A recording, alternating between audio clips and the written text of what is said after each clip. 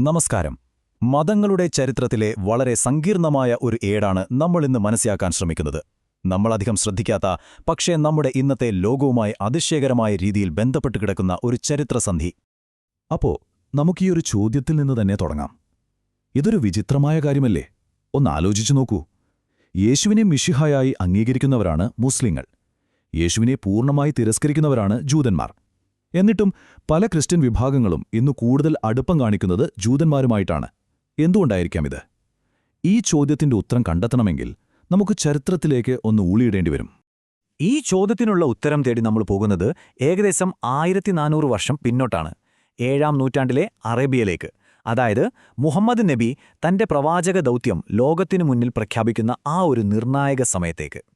ഒരു കാര്യം ഓർക്കണം, യേശുവിന്റെ ദൗത്യം കഴിഞ്ഞ് ഏകദേശം 600 വർഷങ്ങൾക്കു ശേഷമാണ് മുഹമ്മദ് നബി തന്റെ പ്രവാചകത്വം പ്രഖ്യാപിക്കുന്നത്. അദ്ദേഹം ഒരു ഒഴിഞ്ഞ സ്ഥലത്തേക്കല്ല കടന്നുവന്നത്.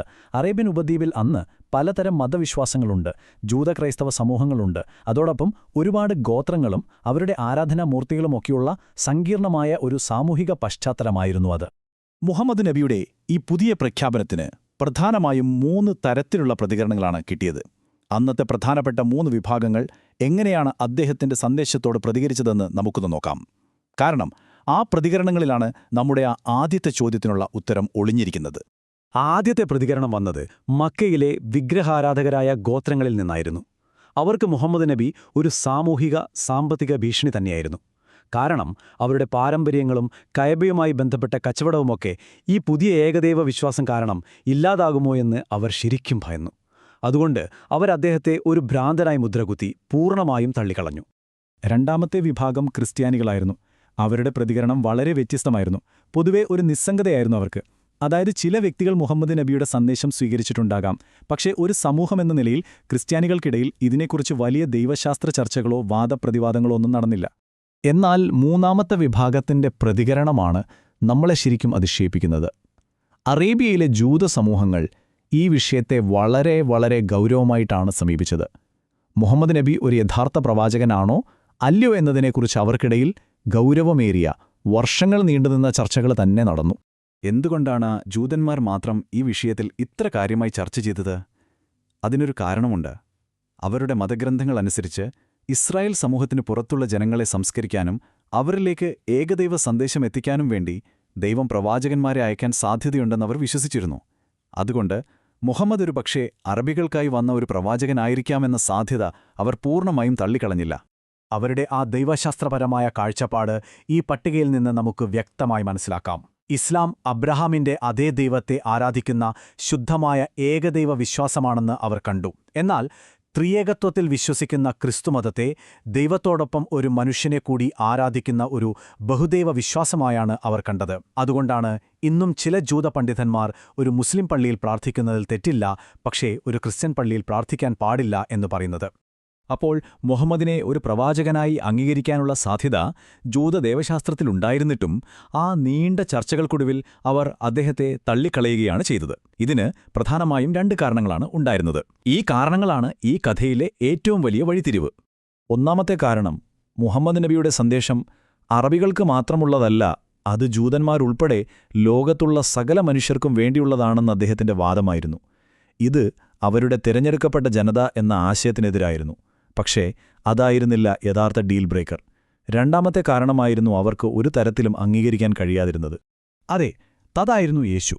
നൂറ്റാണ്ടുകളായി യേശുവിനെ ഒരു വ്യാജനായും നുണയനായും കണ്ട് തള്ളിക്കളഞ്ഞ ഒരു സമൂഹത്തോട് മുഹമ്മദ് നബി വന്നിട്ട് പറയുകയാണ്, അല്ല, യേശു യഥാർത്ഥ മിശിഹ തന്നെ ആയിരുന്നുവെന്ന്. അതവർക്ക് സഹിക്കാൻ കഴിയുന്നതിലും അപ്പുറമായിരുന്നു. അതോടെ എല്ലാ ചർച്ചകളും തീർന്നു. മുഹമ്മദ് നബി ഒരു കള്ളപ്രവാചകനാണെന്നതിന്റെ ഏറ്റവും വലിയ തെളിവായി അവരിതിനെ കണ്ടു. പക്ഷേ കഥ ഇവിടെ തീരുന്നില്ല. മുഹമ്മദ് നബി യേശുവിനെ മിശിഹായായി അംഗീകരിക്കുക മാത്രമല്ല ചെയ്തത്. യേശുവിന്റെ ജീവിതത്തിലെ ഏറ്റവും നിർണായകമായ സംഭവമായ കുരിശുമരണത്തെക്കുറിച്ച് നിലവിലുണ്ടായിരുന്ന ക്രിസ്തീയ വിശ്വാസത്തിലെ വളരെ പ്രധാനപ്പെട്ട ഒരു തിരുത്തൽ കൂടി അദ്ദേഹം മുന്നോട്ടുവച്ചു. ഖുർആൻ പറയുന്നതനുസരിച്ച് യേശു കുരിശിൽ വെച്ച് കൊല്ലപ്പെട്ടിട്ടില്ല, അദ്ദേഹത്തെ കുരിശിൽ തറച്ചിട്ടുമില്ല. പകരം ആ സമയത്ത് ദൈവം അദ്ദേഹത്തെ അത്ഭുതകരമായി തന്നിലേക്ക് ഉയർത്തുകയായിരുന്നു. ഇത് ജൂതന്മാരുടെയും ക്രിസ്ത്യാനികളുടെയും അന്നത്തെ വാദങ്ങൾക്ക് നേരെ വിപരീതമായ ഒരു പുതിയ ആഖ്യാനമായിരുന്നു. ഈ ആശയം പൂർണ്ണമായും പുതിയ ഒന്നായിരുന്നില്ല എന്ന് വാദിക്കുന്നവരുമുണ്ട്. കാരണം പുതിയ നിയമത്തിൽ തന്നെ നോക്കിയാൽ യേശു കുരിശുമരണത്തിനു ശേഷം പലർക്കും പല രൂപത്തിൽ പ്രത്യക്ഷപ്പെട്ടെങ്കിലും അദ്ദേഹത്തിന്റെ ഏറ്റവും അടുത്ത ശിഷ്യന്മാർക്ക് പോലും അദ്ദേഹത്തെ പെട്ടെന്ന് തിരിച്ചറിയാൻ കഴിഞ്ഞില്ല എന്ന് കാണാം. ഈ നിഗൂഢമായ കണ്ടുമുട്ടലുകൾ ഒരു സൂചനയായി ചിലർ കാണുന്നു. നമ്മൾ ബൈബിൾ പരിശോധിച്ചാൽ യേശു ഈ ലോകത്തുനിന്ന് അപ്രത്യക്ഷനാകുന്ന 2 വ്യത്യസ്ത സന്ദർഭങ്ങൾ കാണാൻ കഴിയും. ഒന്ന്, കുരിശിൽ വെച്ച് ആത്മാവ് ശരീരം വെടിയുമ്പോൾ. രണ്ടാമത്തേത്, ഉയർത്തെഴുന്നേൽപ്പിനു ശേഷം ശാരീരികമായി സ്വർഗ്ഗത്തിലേക്ക് ഉയർത്തപ്പെടുമ്പോൾ, അതായത് സ്വർഗ്ഗാരോഹണം. ഇസ്ലാമിക വിശ്വാസമനുസരിച്ച് യേശുവിന്റെ യഥാർത്ഥ വിടവാങ്ങൽ ഈ രണ്ടാമത്തെ സംഭവത്തിലൂടെയായിരുന്നു, അതായത് സ്വർഗ്ഗാരോഹണത്തിലൂടെ, അല്ലാതെ കുരിശുമരണത്തിലൂടെയല്ല. ഖുർആൻ പറയുന്ന ദൈവം അവനെ തന്നിലേക്ക് ഉയർത്തി എന്നത് ഈ സ്വർഗ്ഗാരോഹണത്തെയാണ് സൂചിപ്പിക്കുന്നത് എന്നാണ് അവർ വിശ്വസിക്കുന്നത്.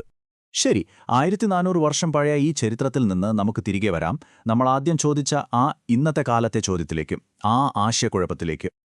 ഇവിടെ നമ്മൾ മനസ്സിലാക്കേണ്ട ഏറ്റവും പ്രധാനപ്പെട്ട കാര്യമിതാണ്. മുഹമ്മദ് നബിക്ക് വേണമെങ്കിൽ യേശുവിന്റെ വിഷയം അങ്ങ് ഒഴിവാക്കി അറേബ്യയിലെ ശക്തരായ ജൂതന്മാരുമായി ഒരു സഖ്യമുണ്ടാക്കി തന്നെ ദൗത്യം എളുപ്പമാക്കാമായിരുന്നു. പക്ഷേ അദ്ദേഹം അത് ചെയ്തില്ല. യേശുവിന്റെ കാര്യത്തിൽ തനിക്ക് ലഭിച്ച വെളിപാടിന്റെ സത്യത്തിൽ അദ്ദേഹം ഉറച്ചുനിന്നു. ആ ഒരു നിലപാട് കാരണം ആ വലിയ സഖ്യസാധ്യത അദ്ദേഹം അറിഞ്ഞുകൊണ്ടുതന്നെ നഷ്ടപ്പെടുത്തി. ഇതാണ് ഇന്നത്തെ കാലത്തെ ഏറ്റവും വലിയ വിരോധാഭാസം.